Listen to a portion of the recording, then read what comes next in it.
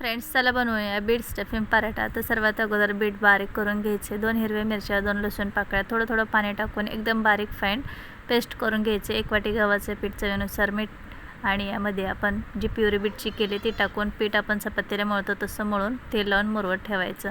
इथे मी गाजर, शिमला मिर्च, कोबी, कांदा असं हे भाज्या घेतलेल्या आहेत। आता तेल टाकून या भाज्या मोठ्या गॅसवरती फ्राय करायच्या 2 मिनिट। चिली फ्लेक्स, पाव चमचा काळी मिरी पूड, धना पावडर आणि थोडासा गरम मसाला टाकायचा, कोथिंबीर टाकायची, चवीनुसार मीठ टाकायचं आणि भाज्या 2 मिनिट परतवून घ्यायच्या आणि लगेच प्लेटमध्ये काढून थंड करायच्या। नंतर आपण चपाती लाटतो तशी चपाती लाटून याला ट्रायंगल शेपमध्ये स्टफिंग करून हा पराठा थोडासा लाटून सर्व साईडनी एकसारखा करायचा आणि तवा तापला की या तव्यामध्ये हा पराठा टाकून खरपूस होईपर्यंत दोन्ही साईडनी भाजून घ्यायचा। भाजल्यानंतर याचा थोडासा कलर चेंज होतो।